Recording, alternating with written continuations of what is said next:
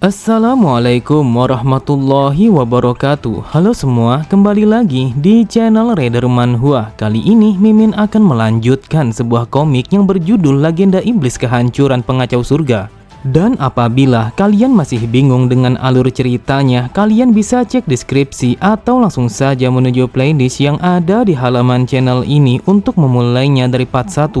Tanpa basa-basi lebih jauh, mari kita masuk di part 62. Cerita dimulai setelah memberikan sebuah perintah untuk mematahkan kaki tangan semua peserta ujian lembah darah. Terdengar suara pertarungan telah terjadi pada sebuah kamar yang berada di ujung lorong, dan itu adalah sebuah tanda kalau Jiong telah memulai pergerakannya. Pada sisi yang lain, salah satu dari mereka begitu heran ketika mendengar suara keributan yang terjadi di kamar lain. Lalu ia pun bertanya kepada teman sekamarnya apakah dia telah mendengar keributan itu. Ia mengatakan kalau itu seperti suara rintihan orang lain yang disebabkan sebuah pertarungan.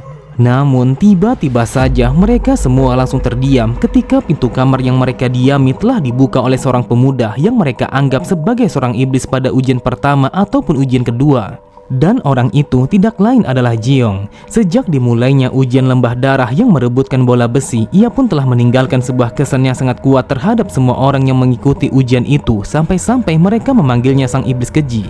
Melihat kedatangan Jiong, salah satu dari mereka berkata, "Apakah kau datang ke kamar kami karena kau sedang mengumpulkan anggotamu? Tetapi enyahlah sekarang juga karena kami sama sekali tidak ingin bergabung bersamamu." Tetapi Jiong sama sekali tidak menghiraukan perkataannya karena yang ia lakukan hanyalah menghitung jumlah mereka di dalam kamar itu. Di saat itu Jiong langsung tersenyum karena ia telah mendapatkan 4 mangsa sekaligus di dalam penyerangannya. Kemudian tanpa pikir panjang ia pun langsung menendang salah satu dari kaki seseorang yang berada di sampingnya sehingga membuat kakinya langsung patah begitu saja. Setelah mematahkan kakinya salah satu dari mereka, dengan santainya Jiong pun langsung berjalan menuju ke arah mereka. Di saat itu mereka semua begitu bingung karena ini adalah sebuah serangan yang sama sekali tidak pernah mereka bayangkan. Sambil berteriak mereka berkata, "Dasar brengsek, apa yang kau lakukan? Aku paham kalau kau sama sekali tidak menerima setelah mendengar penolakan kami. Tetapi ini bukanlah sebuah tindakan yang pantas untuk kau lakukan." Terlihat Jiong hanya tersenyum, lalu ia berkata, "Sebenarnya aku sama sekali tidak peduli kalau kalian menolaknya. Tetapi tujuan utamaku datang ke tempat ini hanyalah untuk mematahkan kaki ataupun tangan kalian." Setelah mengatakan itu, ia pun langsung bergerak dengan sangat cepat untuk mematahkan kaki tangan 2 orang yang lainnya secara bersamaan. Bahkan saking cepatnya pergerakan Jiong, sampai-sampai mereka berdua sama sekali tidak bisa menghindarinya. Dan di saat yang bersamaan, ia pun langsung menangkap salah satu tangannya orang yang keempat sehingga membuatnya tidak bisa melarikan diri. Melihat Jiong yang mematahkan kaki tangan anggotanya dengan wajah yang berkeringat dingin, ia berkata, "Aku mohon ampuni aku dan aku bersumpah kalau aku akan bergabung bersamamu." Namun Jiong hanya tersenyum, lalu ia berkata, "Akan lebih baik kalau kau tidak usah banyak bergerak karena itu bisa saja akan membuat tanganmu menjadi putus. Tetapi aku memastikan kalau ini tidak akan terasa sakit." Meskipun Jiong mengatakan kalau itu tidak menyakitkan, namun tetap saja orang itu langsung berteriak kesakitan setelah Jiong yang mematahkan salah satu dari tangannya. Setelah mematahkan kaki tangan mereka semua, Jiong pun langsung pergi meninggalkan ruangan itu dengan darah yang bersimbah di tubuhnya. Jiong berkata, 4 orang telah dieliminasi setelah ketahuan sebagai mata-mata aliansi ortodok. Dan sekarang aku pun sudah menyingkirkan 4 orang yang lainnya. Jadi yang tersisa saat ini adalah 64 orang. Saat mendengar Azur yang mengatakan apakah dia benar-benar akan memburu mereka semua untuk mematahkan kaki tangannya, Jiong kembali berkata, "Daripada membuang waktu dengan memperpanjang masa ujiannya, maka akan lebih baik dengan menyingkirkan sebagian besar para peserta yang lainnya. Hal itu dilakukan agar mereka tidak melakukan sebuah ujian yang akan membuang waktu." Mendengar perkataan Jiong, terlihat Azur hanya tersenyum, lalu ia bergumam. Dia memiliki sebuah gagasan yang begitu mengerikan, dan apabila ada orang lain yang mencoba mengikuti metodenya, maka sudah pasti yang ia pilih hanyalah beberapa individu yang cukup kuat. Namun bajingan ini telah memiliki sebuah pemikiran yang berada di level yang berbeda. Dia menggunakan waktu senggangnya hanya untuk menyingkirkan para peserta yang lainnya. Dengan kata lain, semua orang yang mengikuti ujian ini di lembah darah telah mengalami kemalangan yang begitu luar biasa. Beberapa saat kemudian, ketika hari sudah semakin sore, terdengar ada begitu banyak orang-orang yang berteriak kesakitan setelah Jiang bersama pasukannya telah mematahkan kaki tangan sebagian besar para peserta ujian lembah darah. Pada sisi yang lain, terlihat Yu Chan masih melakukan kultivasi energi internalnya. Namun, ia pun langsung membuka kedua matanya ketika mendengar seseorang yang mencoba untuk mengetuk pintu ruangannya. Yu Chan bergumam, hal ini sangatlah aneh karena tidak ada satu orang pun yang mencariku saat ini. Apakah mungkin kalau ini ada kaitannya dengan suara teriakan yang aku dengar selama aku berkultivasi? Dan di saat yang bersamaan, ia pun langsung bangkit dari tempat duduknya ketika melihat seseorang yang memasuki ruangannya. Ternyata dia adalah Mu Jiangyak, seseorang yang dikenal oleh Yu Chan. Dia adalah seorang anak laki-laki dengan penampilan yang cukup dewasa. Namun satu-satunya kekurangan dari wajahnya adalah matanya yang begitu tajam dan juga sipit.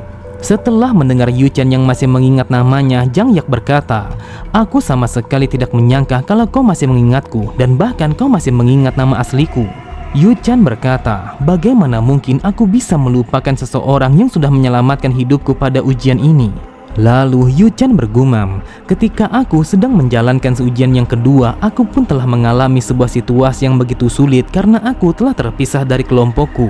Akan tetapi dengan sangat cepat ia pun langsung datang untuk melindungiku." Kemudian Yu Chan pun bertanya kepada Jiangyak apa yang ia inginkan sampai-sampai ia datang ke kamarnya secara langsung. Menanggapi pertanyaannya, Jiangyak berkata, "Saat ini kita telah mengalami situasi yang sangat serius. Ketika aku ingin berlatih sirkulasi tenaga dalam bersama anggotaku, aku pun merasakan sesuatu yang sangat aneh karena dia tidak datang. Jadi aku pun berencana untuk memeriksanya di kamarnya. Namun yang aku temukan kalau dia telah terkapar di atas lantai dengan kondisi kaki yang telah patah. Karena aku begitu penasaran, aku pun langsung memeriksa ruangan yang lainnya. Namun yang aku temukan, semua orang yang berada di dalam ruangan itu telah mengalami hal yang sama, yaitu kaki dan tangan mereka telah patah. Aku pun berpikir ada seseorang yang dengan sengaja mengurangi para pesaing dengan cara mematahkan kaki mereka. Jika aku pikir hal ini sama sekali tidak melanggar sebuah aturan yang diberikan oleh sang pemimpin lembah darah. Dia mengatakan kalau kita tidak boleh untuk membunuh satu sama lain, tetapi dia tidak pernah mengatakan kalau kita tidak boleh untuk melukai orang lain. Lalu ketika mereka sadarkan diri, aku pun menanyakan kepada mereka siapa sebenarnya yang melakukan ini. Mereka pun mengatakan kalau dia adalah seseorang yang mendapatkan 2 peringkat pertama pada ujian yang sebelumnya, dan itu adalah Mok Yongbon. Terlihat Yu Chan langsung bergetar karena ia sama sekali tidak menyangka kalau saudaranya telah melakukan sesuatu yang sangat brutal kepada semua orang. Dan itu tidak seperti Mok Yongbon yang ia kenal selama ini. Jiangyak berkata, "Karena kita dalam situasi yang sangat berbahaya, maka aku datang menemuimu hanya untuk memberikan sebuah penawaran, yaitu untuk bergabung ke dalam kelompokku. Aku yakin kalau kau saat ini sama sekali belum bergabung kepada siapapun. Bukankah teman-temanmu telah tertangkap sebagai mata-mata dari aliansi ortodok? Meskipun kau telah berteman bersama mereka, akan tetapi aku sama sekali tidak pernah meragukanmu. Lagi pula saat ini aku masih membutuhkan seseorang untuk melengkapi kelompok kami. Jadi bergabunglah bersamaku agar kita bisa menghentikan bajingan itu." Saat mendengar Yu Chan yang bertanya apakah dia benar-benar tidak meragukannya, Jiangyak kembali berkata, "Jika aku benar-benar mencurigaimu, maka mana mungkin aku mau memberikan penawaran ini kepadamu. Lagi pula, apakah kau lupa kalau aku sudah pernah menawarimu untuk bergabung bersamaku?"